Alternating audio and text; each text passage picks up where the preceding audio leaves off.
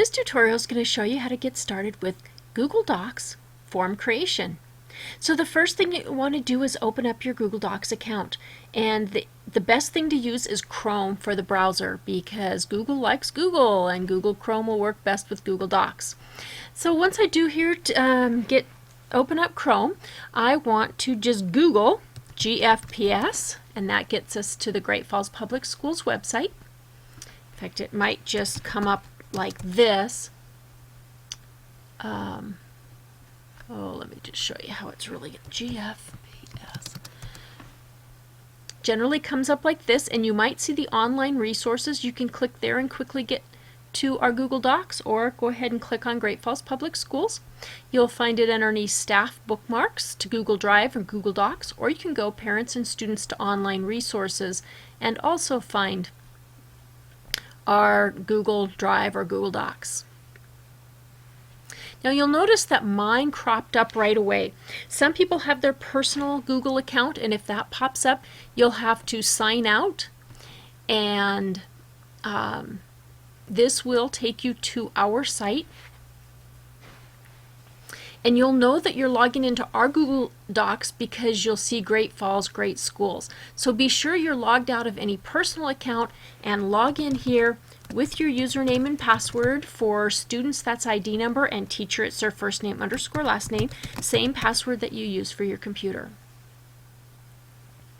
Once you get logged into Google Docs, and you're going to see I have a lot of Google Docs, doesn't matter if you have any or not, you just click on Create and you pull down to Form. When the form pops up, you want to give this a title, and you can pick from a variety of different templates. I like the plain template because it works best in email and Moodle, that type of thing. Okay, this is how easy it is. Here's your form. If you want to give some directions here,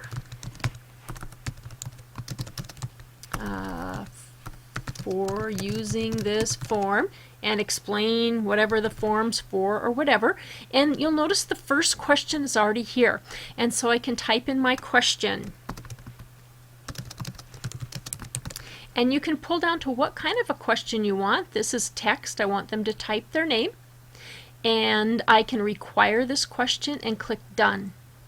Then I just click on Add an Item. Let's say I want multiple choice. I'm just going to put down gender. And then under option 1, I will put female and male. And you can just keep hitting the tab key or clicking down here. Now you can also add other, in case you want to give them the other option, and then they can do that. Again, require that, done. And then just keep going and adding whatever kind of questions you want. Let's take a look at some of these. There's text, which is a single line. Paragraph, which they can hit the enter key and do multiple paragraphs, so a longer piece of text. Multiple choice, that's a single choice only. Check boxes, where you can check more than one answer. Choose from a list is a drop down, so it's the same as multiple choice. You pull down and choose the one item. For example, which school or something like that. Scale, where you can say from 1 to 5, and you can say that 1 is low and 5 is high, or poor and excellent.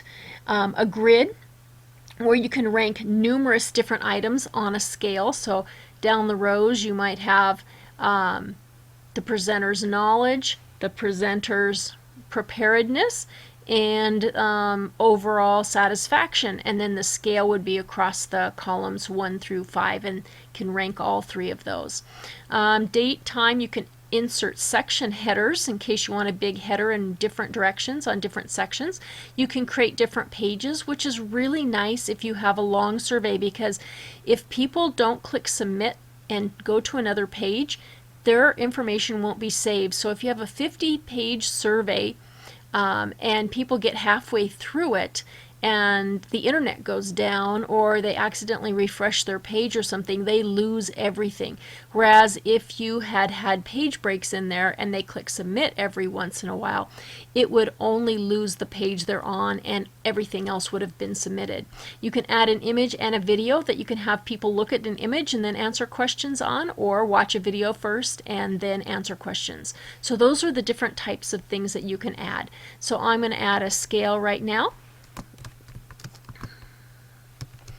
How satisfied were you with the training? Sorry, just disregard my very horrible typing. And I can say from 1 to 5 or whatever I want, from 1 to 4. And on the 1, I want to say not at all and very much so, or whatever I want. And again, I can say if I want to require that question or not. One of the other things that you can do in this survey, anytime you want to go back and edit one, you just click on the pencil. You can duplicate it and you can throw that one in the trash. So if I wanted to edit this, I'm going to click edit, and you'll notice that I can do skip logic. I can say go to a page based on this answer.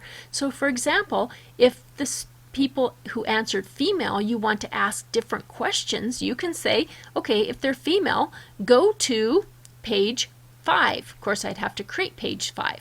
And if they answer male, take them to the submit form page. We're not going to ask them any more questions, for example. Whenever you're done editing, you want to click the done.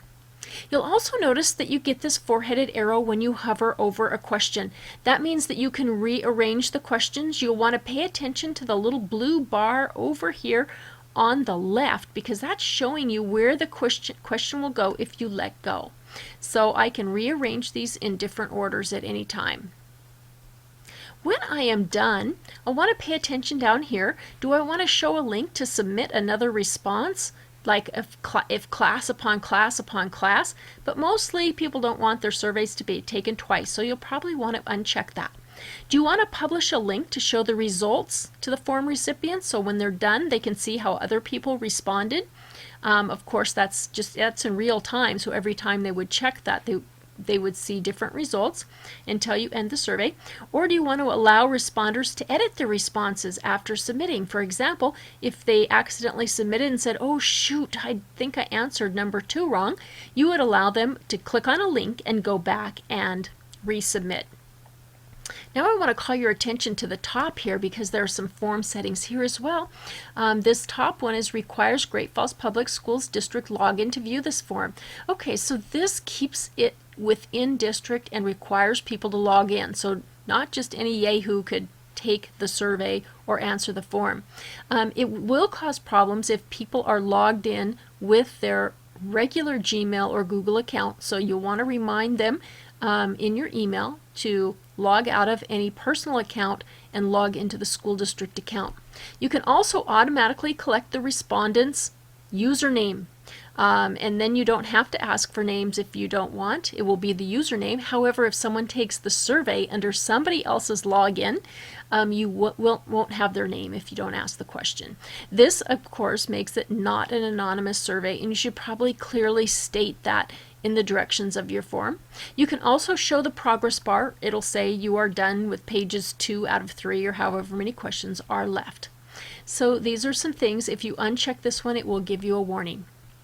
And down here also, you can put your own feedback when they click the submit form. What do you want it to say? Your response has been recorded, or thank you for taking our survey. You can add whatever you want. Okay, we are almost done with this survey. You'll notice that you can view the live form here and see what it's going to look like online. This is the link to your form, and you can just copy and paste that into an email and ask people to respond to your survey. But I'm going to click back up here to the edit, or I could click here on edit this form. Only people who create the form actually can edit it. So I'm going to click here because there's another way I can send the form, and I can click send form here, and I can enter usernames and passwords. So for example, everybody in our district directory is already input here, students 5th grade on up and all teachers and staff. So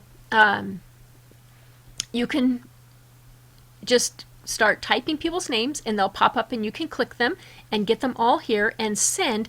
And as long as you have a check mark here, it's going to send an email to them with the form. Of course, that doesn't work with students because they don't have emails. So here's also a copy of the link that you can copy and put into an email. When you're done, you want to click on the choose response destination and click create. And now when you look at your Google Drive and you open this up, you can come here and view your responses at any time, and they'll be in an Excel spreadsheet. You'll see the timestamp will be here, and it says what is your name, how satisfied were you with the training. You'll see the answers here and their gender. So anytime you can get back to your responses, or you can come up here, form, edit form, or go to the live form. You can also show a summary of responses. So those are some of the different things that you can do with Google Forms.